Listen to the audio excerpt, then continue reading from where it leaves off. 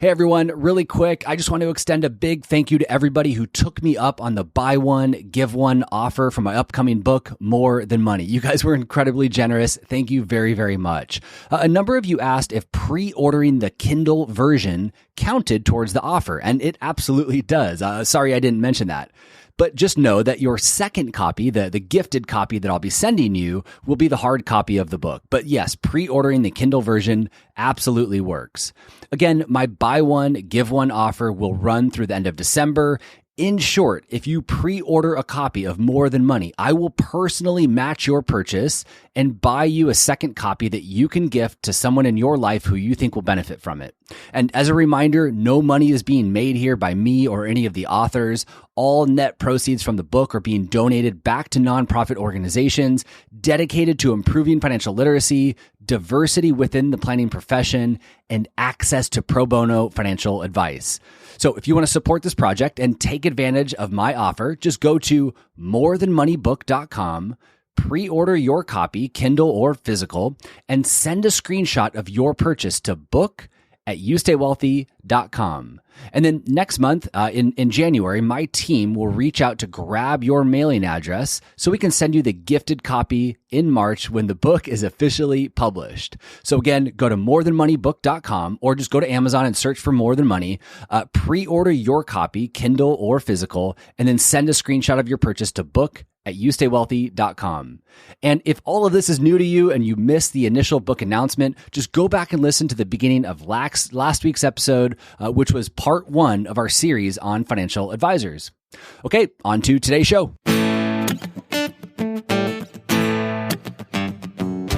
Welcome to the Stay Wealthy Podcast. I'm your host, Taylor Schulte, and today I'm tackling part two of our series on financial advisors. Specifically, I'm breaking down the different types of advisors and who might be a good fit to work with each type. I'm also sharing some thoughts on how to think about paying for financial advice and measuring the value that you receive. So if you're ready to continue learning about the world of financial advisors and how to make sense of the different types that you can work with, today's episode is for you. For the links and resources mentioned today, just head over to youstaywealthy.com/175. These are not technical or legal terms by any means, but at the most basic level, there are 5 different types of financial advisors. There are full-service advisors, investment managers, advice-only advisors, insurance agents, and finally, a la carte advisors. So let's go ahead and break down each one by starting with full-service advisors. Full-service financial advisors more or less do it all. They build and maintain your financial plan, manage your investments in accordance to that plan, and then help with all the different aspects of your financial life that we touched on in last week's episode. Tax planning, insurance planning, cash flow, coordination of retirement withdrawals, Social Security optimization. The list goes on. And if there's something that they don't do or they can't do, they will take on the task and the responsibility of finding the right expert for you to bring in and help. In other words, a full service advisor does all the heavy lifting so you don't have to. So with that in mind, who would be a good fit to work with a full service advisor or full service advisory firm? Well, I would say it's someone who wants to delegate everything to a professional for at least one of the following 4 reasons. Number 1, they simply believe that a trained, experienced professional who specializes in working with people just like them will do a better job than they would on their own. Or number 2, they recognize that they're their own worst enemy and they want someone in between them and their money to help them avoid making costly mistakes. Or maybe number 3, they don't feel comfortable or don't enjoy managing any aspect of their finances on their own. It maybe stresses them out or drains their energy or even causes friction in their relationship. And then finally, maybe number 4, while someone might enjoy it, they might be good at managing their own finances, they might determine at some point in their life that they want someone else to do the heavy lifting so they can go and spend the time doing the things that they love and value. One final thing I want to clear up here is that just because you delegate the majority of the work to a full service firm doesn't mean that you won't be an active participant or you won't have the opportunity to collaborate with your advisor on the work that they're doing. In fact, quite the opposite. I would argue that it's critical that you're a part of the process and you're actively engaged. it's helpful for us, the advisor, to get your feedback, to listen to your ideas and take your preferences and questions into consideration. As I always say here on the podcast, there is the textbook answer and then there is your answer. And your answer largely hinges on your involvement, your collaboration, and your communication when we're making these important decisions about your money and your investments. So the first type of advisor is a full service financial advisor. The next type is what I'm calling an investment manager. Investment managers do exactly that. They manage your investments in return for a fee. That's it. No planning work, no custom financial advice, no periodic review meetings to talk about your financial needs, goals, and concerns. You hire an investment manager to manage some or all of your investments. Now, some investment managers might have one single investment strategy that they specialize in, like ESG investing or small cap or international, or they might build custom portfolios based on your desired level of risk and return. Also, as you might already be thinking, some investment managers are living and breathing people, while others might be computer algorithms, i.e. robo-advisors like Betterment or Wealthfront. The primary reason that someone might hire an investment manager is that they don't have any planning needs, or they already have their planning needs covered, and they just need or want a professional to invest their money based on the outcome of their plan and or their desired level of risk and return. One way to find an investment manager, if you think that this is fitting for you, is to contact your custodian like Schwab or Fidelity. Schwab and Fidelity, they partner with hundreds of investment managers around the world, some of which are in-house and proprietary and others that are third-party. They partner with these investment managers around the world to connect them to retail investors like yourself that are looking for professional money management help. Now, the one thing to keep in mind here is that hiring an investment manager is like taking a prescription. If you haven't had a proper diagnosis first, if you haven't gone through a comprehensive planning process, then you probably shouldn't be hiring an investment manager. We want the plan, the diagnosis, to drive the selection of our prescriptions, our investments. So, while working with an investment manager isn't necessarily a bad thing or a bad option, I just want you to be careful about putting the cart before the horse and hiring one before you know where you're at, where you want to be, if you're on track to reach your goals, and if not, what's needed exactly to get you there from an investment standpoint. All right, next we have advice-only advisors. So just like an investment manager only manages investments, advice-only advisors only provide advice. They don't manage investments or implement any of the planning recommendations they make. They will tell you what you need to do, and then it's on you to go take action and implement it properly. For example, they might recommend that you do a $50,000 Roth conversion this year and then set you free to go take action and process that Roth conversion on your own with the custodian of your choice. Or they might suggest that you change your asset allocation and provide you with a list of securities that you need to go buy and sell in all of your different investment accounts. It's on you to actually go and buy and sell those securities. They won't process those trades for you.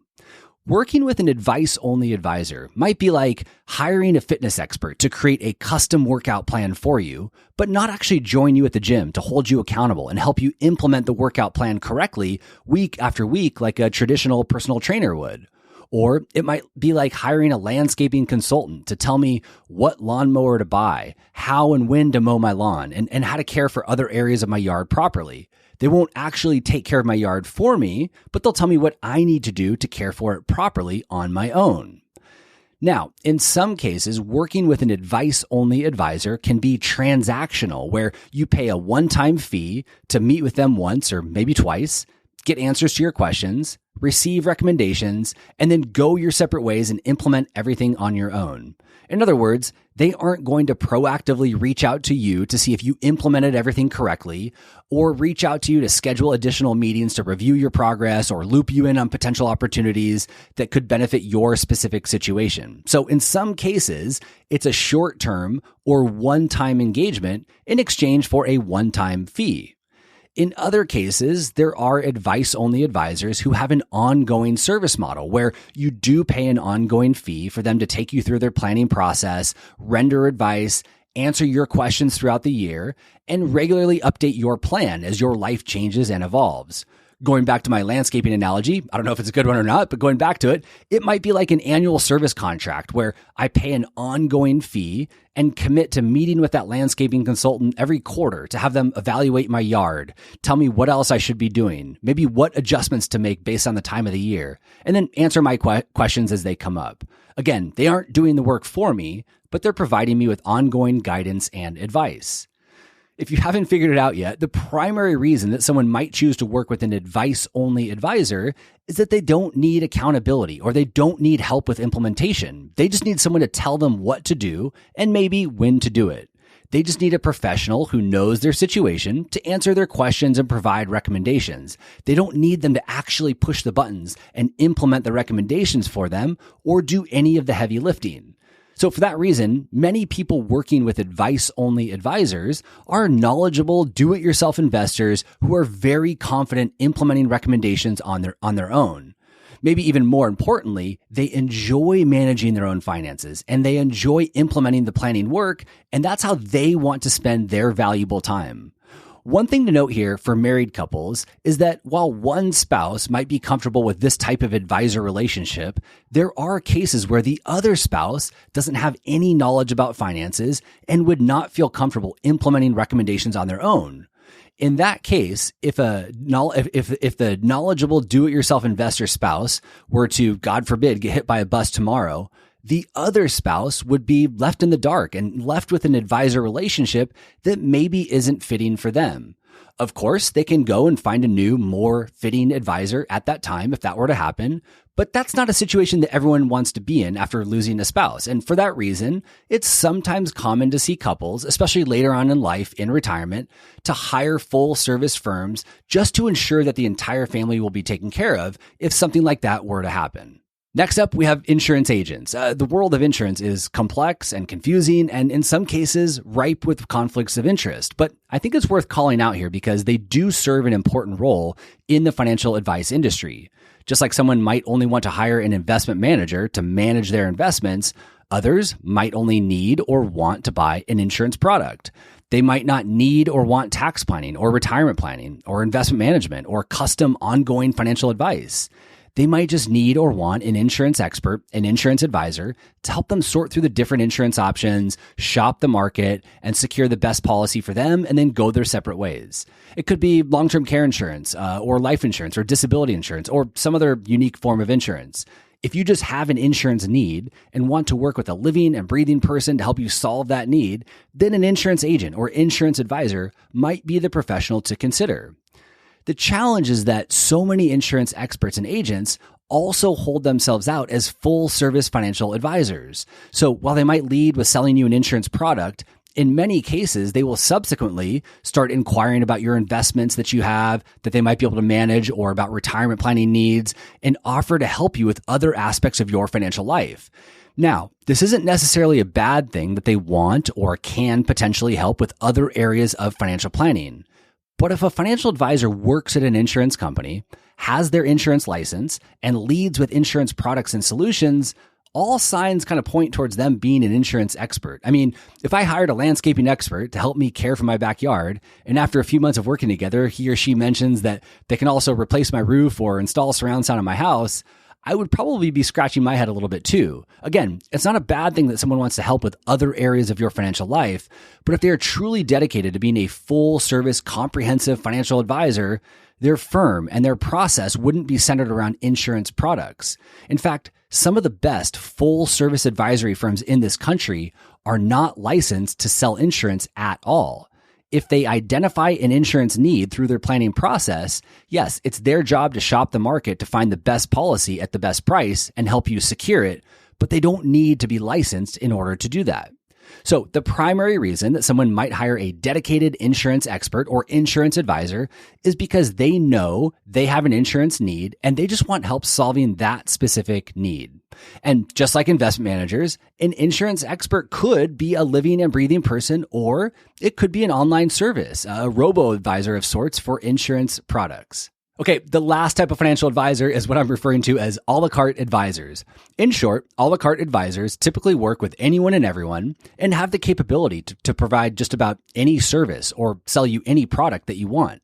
You want to buy some stocks or mutual funds? They've got you covered. Need a home loan? Done. Want to buy life insurance or a bank CD or a municipal bond? They can do that too. I think about a la carte advisors more as licensed order takers, not necessarily advice givers. You need or want something, you pay them their fee or their commission, and they'll do it, or someone at their firm will do it.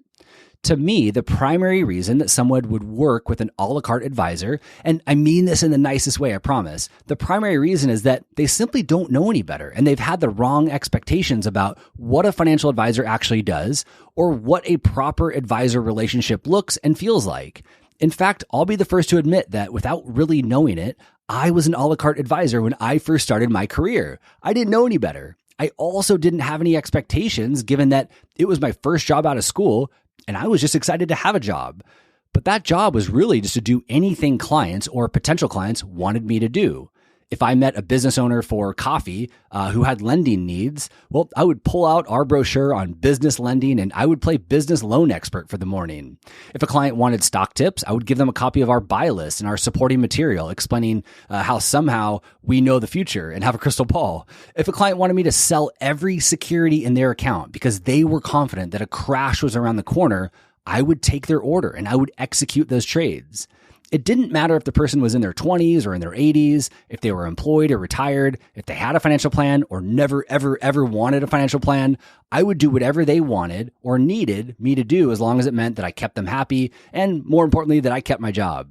Which leads nicely to the other reason that someone might work with an a la carte advisor, which is they simply like being in control and instructing others what to do and when to do it. And I can understand this to a certain degree. It's not always pleasant to have someone else, a total stranger, tell you what's wrong with your finances or that you shouldn't be trading individual stocks or that you need to save more money and spend less. But if you wouldn't feel comfortable telling your doctor what prescriptions to give you or an estate attorney what documents you need and how those documents should be written, then you may want to think twice about an a la carte advisor relationship, or at the very least, just ensure that you've gone through a diagnosis and you have a clear plan before engaging that advisor and directing them what to do. Once again, these different types of financial advisors are not technical titles or legal terms, but if you Google types of financial advisors, you're going to get a bunch of confusing jargon in return. So my goal today was just to simplify and break down the different types in a way that hopefully everyone can understand. Because once you have an understanding of the different types and potentially have a sense of what type might be best for you, then you can begin to add other important considerations into your decision-making process when interviewing and evaluating financial advisors. And one of the most commonly discussed consideration when considering an advisor is how they charge for their services, how much they charge, and what you as the client get in return. And that's what we'll be digging into next week. But first, I do want to make a quick general comment about fees and the different types of advisors that we just talked about today. Just something to keep in mind as you digest what you learned today and as we head into next week's discussion on fees. So, like most things in life, I firmly believe that you get what you pay for. There are exceptions, of course, but in general, and across a large enough sample size, you should expect that the value you receive is in line or even exceeds the fees that you pay someone. With that in mind, you should absolutely expect to pay a higher fee to a full-service, comprehensive financial advisory firm who specializes in helping people in your exact situation than an investment manager who only manages money or an advice-only advisor who doesn't implement recommendations for you. Just like I would expect to pay a full-service landscaping company who maintains every inch of my yard more than someone who just mows my lawn. In my opinion, what is most important is that fees are transparent, that they are explained in a way that you can understand, and that you feel like the fees you pay a professional are in line or exceed the value that you receive. And this next part is important. How you measure that value, not how the advisor measures their value or how they tell you to measure their value, but how you measure that value and how you measure the benefits and services that you are receiving will be wildly different than the next person. I might find value in a fully loaded, brand new luxury European car, and you might not.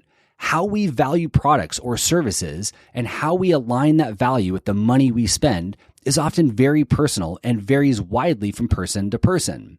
So next week, my goal is to simply help retirement savers and investors better understand the fees that financial advisors charge and the pros and cons of these different fee schedules. Not so they can criticize advisors that have a fee structure they don't agree with, and not so they can negotiate the lowest possible fee, but so that they are equipped with the knowledge and information they need to make an informed decision about hiring a financial advisor and, if applicable, hiring the right financial advisor for them.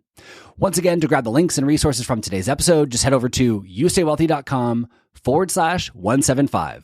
Thank you as always for listening, and I will see you back here next week. This podcast is for informational and entertainment purposes only and should not be relied upon as a basis for investment decisions. This podcast is not engaged in rendering legal, financial, or other professional services.